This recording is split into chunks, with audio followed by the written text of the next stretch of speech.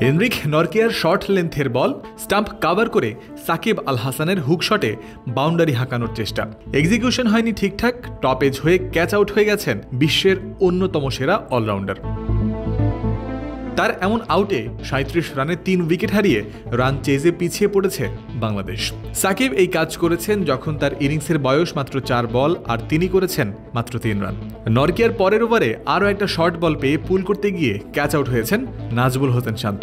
চোখের সমস্যার কারণে এমনিতেই সাম্প্রতিককালে শর্ট বল খেলতে সমস্যা হচ্ছে সাকিবের, আর ম্যাচের ওই মুহূর্তে নরকিয়া যে শর্ট বল করবেন এটাও অনুমিতই ছিল। তাই সাকিব শান্তর আরও সতর্ক হওয়া উচিত বলে মনে করেন বাংলাদেশের সাবেক অধিনায়ক তামিম ইকবাল।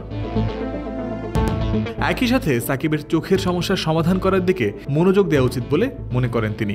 ভাবতে বলেছেন ভবিষ্যৎ নিয়েও। চোখে সমস্যা হওয়ার পর থেকে সাকিব শর্ট বলে বেশ ভুগছে। আমার মনে হয় সাকিবের এটা নিয়ে কাজ করা উচিত এবং সে তার খেলাকে ভবিষ্যতে কোন দিকে নিতে চায় সেটা নিয়েও ভাবা উচিত। তীর সব পণ্যে দিয়েছে সেরা বিশুদ্ধতা, সম্পর্কগুলো যেন থাকে মমতায় ঘেরা। শুধু সাউথ আফ্রিকার বিপক্ষে ম্যাচটা নয়, নিকট অতীতে ব্যাটিং বোলিং কোনো দিক থেকেই দলের জন্য অবদান রাখতে পারছেন না সাকিব। এবছর 7 টি-20 ম্যাচ খেলে মাত্র 11.5 গড়ে 69 রান করেছেন এই অলরাউন্ডার। Strike rate 94.52। প্রতিটি ম্যাচেই সাকিবের আউট হওয়ার ধরন নিয়ে উঠেছে প্রশ্ন, লাগছে বেশ দৃষ্টিকটু। শুধু ব্যাটিং নয়, বোলিংয়েও পাওয়া যাচ্ছে না চেনা সাকিব আল হাসানকে। সাউথ আফ্রিকার বিপক্ষে 1 ওভার করার পর তাকে আর বোলিংয়েই আনা হয়নি। শ্রীলঙ্কার বিপক্ষে বল হাতে তিনি ছিলেন খরুচে।